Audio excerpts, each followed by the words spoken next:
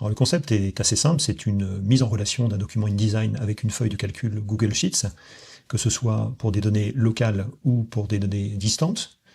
La particularité des données distantes, c'est qu'il va falloir justement mettre en place un partage.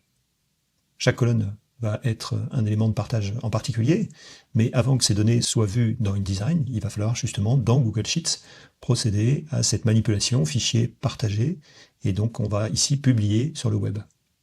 Alors, il s'agira ensuite de partager publiquement une feuille spécifique, et j'insiste sur le fait de ne pas publier le document entier, mais simplement une feuille, et il y aura un élément également important, c'est le séparateur, et le séparateur tabulation sera ici privilégié.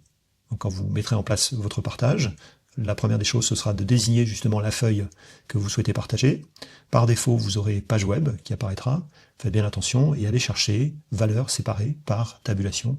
On ne voit que partiellement l'intitulé, mais c'est la troisième ligne justement de cette liste déroulante. Alors pourquoi ne pas utiliser le séparateur virgule?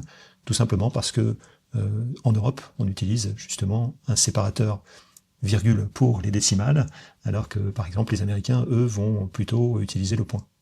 D'où l'intérêt, justement ici, de n'utiliser que le séparateur tabulation.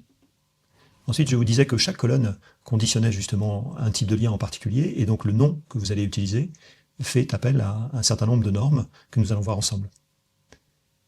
Les champs standards n'ont rien de particulier, simplement un nom qui va apparaître dans cette en-tête de colonne.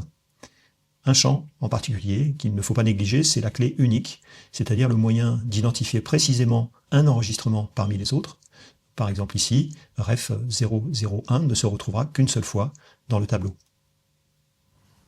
Ensuite, les champs de type QR code vont être précédés d'un dièse. Et enfin, les images, elles, vont être précédées d'un arrobase. Vous pouvez bien entendu mettre le nom ensuite que vous souhaitez. Et ce qui est important également de noter, c'est que la cellule, la donnée elle-même, ne contiendra que le nom du fichier précis de l'image et pas le chemin d'accès, comme on pourrait l'avoir nativement dans InDesign quand il s'agit de mettre en place justement cette fameuse liaison InDesign base de données. Alors comment va se présenter le master de votre page?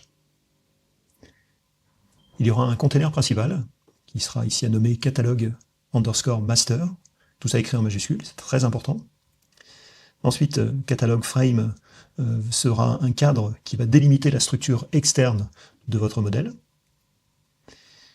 Les images un peu particulières, IMG holder, cette étiquette qu'on va utiliser ici, va désigner une image en particulier qui, dans la fenêtre de propriété, pourra être identifiée. Bien entendu, vous n'êtes pas obligé de l'utiliser, mais ça peut être un petit plus si vous souhaitez distinguer justement une image d'une autre, et que systématiquement ce soit la même colonne de votre base de données qui soit sélectionnée pour cette image mise en avant. Les images traditionnelles, elles, seront simplement précédées de l'arrobase avec le nom de la colonne. Ensuite, l'appel des champs standards se fera par une accolade entrante et fermante, et entre accolades, vous mettrez bien entendu le nom de la colonne. Le QR code, lui, va faire appel à une étiquette QR_holder.